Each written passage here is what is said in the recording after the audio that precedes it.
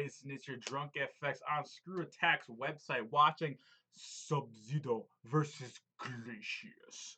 And the freaking ultimate ice combat to see who is the coolest guy of them all. If you guys want to see the original, in fact, I encourage you to do so full screen in its entirety without my blabbing and yabbing, because Nature does not shut up. One thing I have been speculating, and when I made my prediction, I personally said Sub-Zero is going to win for many reasons. Please go ahead and feel free to watch my prediction if you want to know why. Now, after everyone said Sub-Zero can do this, Glacius can do that, I respect both things. And I've seen some pretty impressive things that made me second guess, like, okay, Glacius probably can take it. In fact, it sounds like it's in his favor. However, it all determines how Screw Attack is going to represent each character. Are they going to use Sub-Zero from Mortal Kombat 2? Or all the Mortal Kombats? Are they going to use Glacius from the original, aka canon version of Killer Instinct 1 and 2? Or are they going to use the reboot version of Killer Instinct 2013 and beyond? Now, without knowing that information, I already told people I retract my opinion. I probably will pause this before the fight's on and give my updated prediction based on which one they're using, because I know what each one is capable of doing. Let's count this down, everybody. You ready for this? 3, 2, 1, go. But I am so excited no matter what, and I love the work these guys do. The freezing chill of death is a horrifying thought. Yeah. Whether it comes from being alone in the mountains, submerged in the Antarctic, or if you're really unlucky, getting iced by one of these cool warriors. Wow, sorry, that was bad, even for me. Sub-Zero, the Cryomancer Ninja of Mortal Kombat. And Glacius, the icy alien with a killer instinct. He's Wiz and I'm Boomstick. And it's our job to analyze their weapons, armor, and skills to find out who would win go. a death battle. Glacius gonna bring the pain! For untold generations, the Lin Kuei assassins waged war with their rival splinter group, the Shirai Ryu. Desperate to claim victory in the bloody conflict, the Lin Kuei resorted to drastic means of recruitment for able-bodied soldiers, no matter what age they were. So, kidnapping children? Kidnapping children. Check. Well, at least they got to be ninjas. I bet their tiny little bodies would be even stealthier. Turns out, 2 of these kids just so happen to be descendants from a race of extra-dimensional beings experienced in the art of ice magic. Their names were Bi-Han and Kuai Liang. With the Lin Kuei's training, these brothers became cold-blooded assassins and the finest warriors in the clan. And whether it started as a joke or he just thought it was badass, Bi-Han adopted a brand new name, Sub-Zero. Sounds like an online username from your teenage years that you regret forever when you're older. Sub-Zero was so fierce and driven, he became directly responsible for the complete annihilation of the rival Shirai Ryu clan. Unfortunately for him, one of them, called Scorpion, survived. Well, kind of, and decided to kill him right back. Which obviously pissed off Kuai Liang, who decided to do the same to Scorpion, and got it. It's like high school drama, but with murder. Striving to honor his fallen brother, Kuai Liang assumed his brother's mantle as the champion of the Lin Kuei. Sub-Zero was reborn. Sub-Zero. This new Sub-Zero is a master of Shotokan karate and Dragon Kung Fu, and enhances his martial arts with his deadly cryomantic abilities. Subby can freeze the moisture in the air to do tons of stuff. He can make his own personal slip and slide, perfect for surprise attacks. He can form all sorts of weapons out of thin air, like daggers, swords, or even ice hammers. But best of all, the dude can make ice so cold, it instantly freezes anybody who touches it. This can be achieved through Sub-Zero's Ice Blast projectile, or the Ice Clone technique, both of which completely immobilize his opponent for devastating follow-up attacks. Did he just make a perfect sculpture of himself? Why doesn't he go into the ice sculpting business? Dude would make a killing. Right? Just, not the literal kind. He's got that down already. Sub-Zero can also implement his cryomancy and ninja talents in what appears to be near-instant teleportation, an unexpected ability which baffles even his fellow assassins. Yeah, but I bet that's still not as unexpected as turning into a freaking polar bear. Polar bear hump. How, though? I want to do that. And best of all, after subduing his enemy, Sub-Zero has no qualms about tearing them to bloody shreds with one of his fatalities. Taking after his dear old bro's Dude, favorite form of murder, Sub-Zero back in can the rip day, a person's head off whoop with their anybody's ass entire with spinal Mortal column Kombat, in man. tow. This We one's did for you, tournaments, my B-Hawk. brother. If he's feeling particularly nasty, Sub-Zero will toy with his opponent. He'll encase their lower half in ice and force them to watch helplessly as he tears them in half. Or for a quick death, he'll put them in a deep freeze that shatters like glass. At most, it takes Sub-Zero approximately 4 seconds to freeze a person in place, which in real-world physics is completely impossible. Let's stop to induce full-body frostbite in that time, he would have to lower the surrounding temperature to negative 6.5 million degrees Fahrenheit. That's a when he stupid throws an amount ice of ball, cold. it's instant. So you gotta give him 13,000 times colder than absolute zero, to be exact, making it a temperature which literally cannot exist. And yet still not as cold as my ex-wife's heart. Anyway, Sub-Zero has more than earned his reputation as one of the most fearsome fighters in the Mortal Kombat universe. He's strong enough to break titanium statues with a single chop, quick enough to dodge an oncoming rocket, and he defeated some of the best warriors across multiple dimensions. And Batman. Like the lizard dude Reptile and Taven the half-god, They who didn't include single-handedly DC. defeated dozens of Lin Kuei assassins. He's beaten his rival for life, what I mean? Scorpion, several times, Changes and everything. even took on Batman? Through sheer willpower, he survived injuries no normal person could walk away from, like getting torched in the face by a flamethrower, or being double impaled through the torso, and then torched again. Whoa, that's a lot of blood. Like, how does he have any left?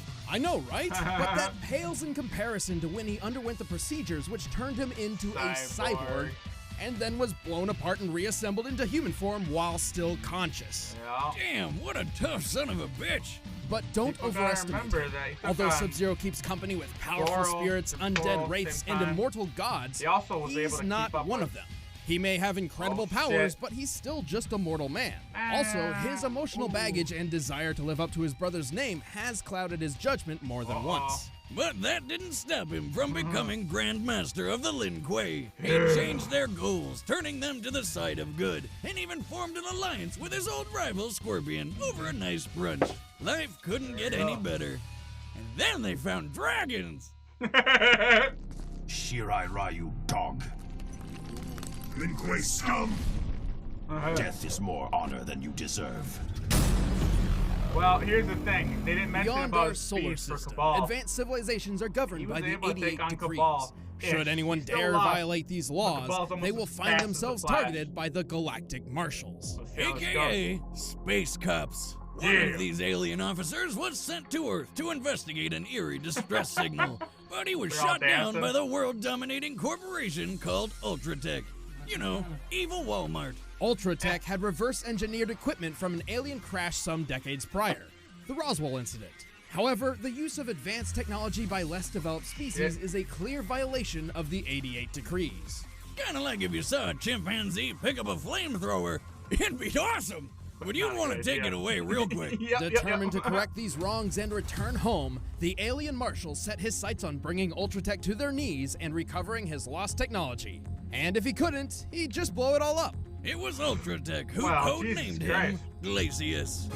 Let's see what they give him now. Don't let his name fool you. Glacius wasn't always known for his fancy ice powers. Actually, he comes from a race of aliens with weird telekinetic abilities. By manipulating simple Let's see if they molecular go canon or structures, non-canon Glacius can with use the him. environment nearby to They went- create armor everything around was his inner Sub-Zero body. there. This came in handy when his ship was shot down in Antarctica, and he lost his native shell. So he had no choice but to make a new shell out of ice, which permanently turned him into an abominable snow monster. With this new body, Glacius developed a fighting style to make the most of his new capabilities. Glacius prefers to fight at a distance, using his long-range ice-bending attacks. He can that's turn his fucking limbs annoying. into huge ice But hey, you lances gotta do to what you keep gotta do, enemies at bay, Glacius. create spiky hail projectiles, and even summon spires of ice right under his opponent. And did he just punch that guy with an ice sculpture of himself? More or less, that is the Shatter technique, a powerful burst of energy which summons a it's like a- mysterious uppercutting ice sculpture. Perfect for opening up some sweet combos on his foes. Still, for all his keep-away There's the old game, school you'd right think there. he'd be a total chump up close. But remember how he can move ice with his Orchard. mind? That was my Well, he girl can back melt then. it too, including himself. By turning his body into liquid, he can evade oncoming attacks, surprise opponents from below with the aptly named Puddle Punch, and even completely dissolve people into nothing.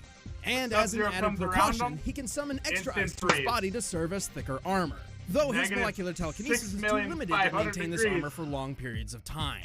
He may be made of ice, but Glacius can still hit hard enough to launch opponents several stories into the air, including the 550-pound Fulgore units Ultratech is known for. He's cunning enough to not only infiltrate Ultratech's highly guarded facilities, but also surprise attack its highly advanced robotic CEO, Arya.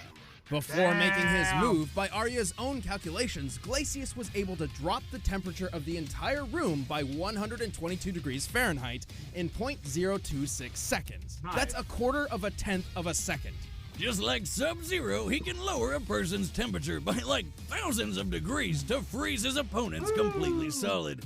And then he makes them explode the ice ball, they with freeze his right mind. Away. So maybe Glacius' real name is Kelvin, because that's colder than absolute zero. I feel like that was some sort of nerd joke. Yes, it was. Kelvin? Yeah, you're not allowed to make a joke ever again. Oh, why do you gotta be so cold?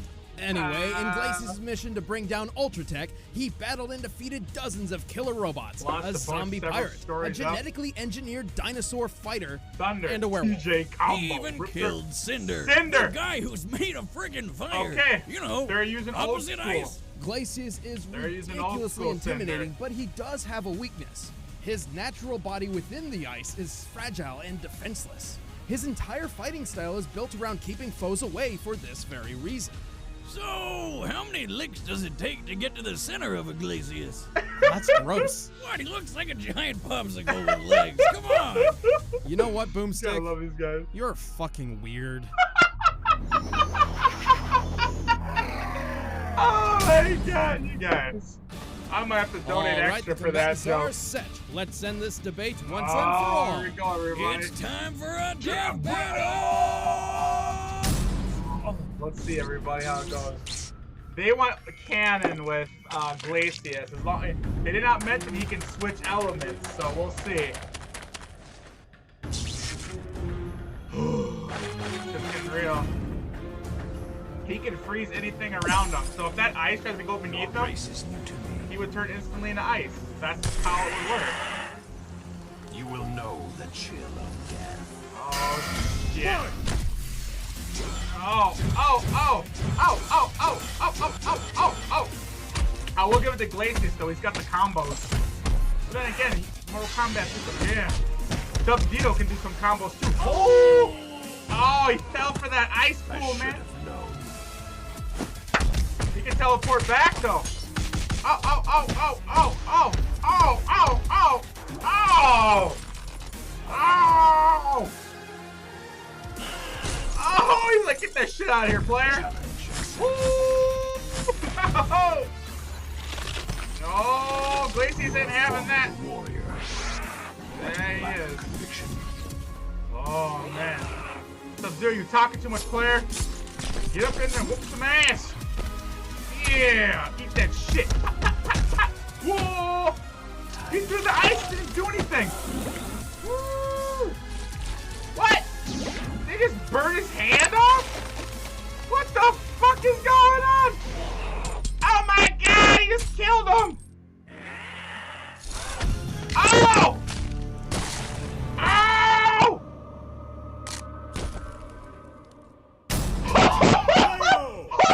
Theme and all, but that was just ice cold. Glacius and Sub-Zero seemed to be a near match in terms of cryomantic abilities, but it was Sub-Zero who had the training and the power to bring Glacius down. Sub-Zero has fought ninjas, robot ninjas, secret agents, movie stars, gods, and even fellow ice warriors. Glacius really didn't have anything Subby hadn't seen before. And while their speed was fairly similar, Sub-Zero's impressive reflexes and ninja-like skills gave him one of the most important edges in this fight. He could maneuver around Glacius's keep-away strategy, and his teleportation kept him a step ahead, even able to avoid Glacius's liquid form.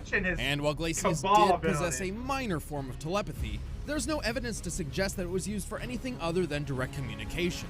Sub-Zero could take a lot of hits, so he wasn't going down easy. But if you put their defenses side by side, Glacius's ice armor does seem better.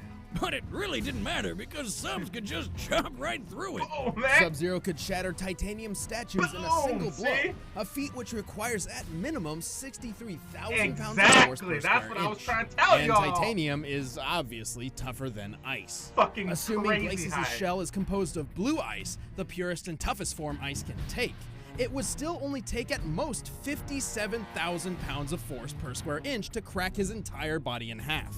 And he didn't even need to go that far. Just get to the squishy insides in the middle. Woo! I guess you could say that Glacius had his expectations shattered. The winner is Sub-Zero. Yeah! Who's your boy? Hey, I'm Ben, I play Wiz, and I'm about to show you the matchup for the next death battle. And after that, please click that button over there to try first membership and see the next episode before anybody else. Thanks for watching.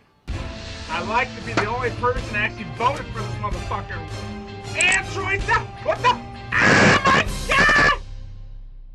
What? Captain Marvel versus Android 17?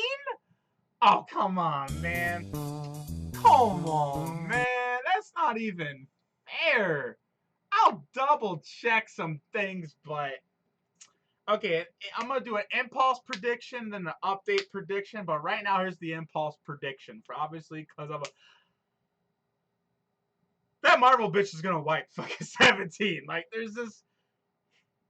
But I'm curious to kind of see what they actually think about 17. But then again, though, 17 can drain people, and I'm a huge Dragon Ball Z fan. I'm gonna tell you right now. I think pretty much Dragon Ball Z people are just way stronger, period. But if I'm not mistaken with that Marvel chick, I'll research. Impulsively right now, I'm thinking Marvel. I'm gonna root for 17 no matter what, because I am a DBZ tard. That's just how it is. Anyways, you guys, I hope you enjoyed the reaction and everything. And like I said, my prediction, I didn't say it before because I didn't want to really, go into detail, but pretty much a lot of shit I said there, I'm glad they actually acknowledged it. One thing, they went generous. Sub-Zero was able to dodge Cabal. Okay, he took on Cabal too. That's something also canon that wasn't mentioned. Cabal is almost as fast as the Flash. And that means for him to be able to have reflexes and dodge shit, he easily could have dodged everything. And yeah, his ability to be able to just crack shit, once again I brought into the thing, but I digress. I'm gonna be humble about it. I was just really happy about the outcome. Sorry if I got a little bit fanboy on you guys. I don't mean to be a douche, but anyways, thank you so much though for joining me in this reaction. Here's your chance right here to go ahead and subscribe to me here at Drunk FX. Over here, I'm going to put the playlist and everything as I pet Chico butt. Oh, Chico. But yeah, that's all I got from here. Yours truly. This is Nitch from Drunk FX. And I'm out.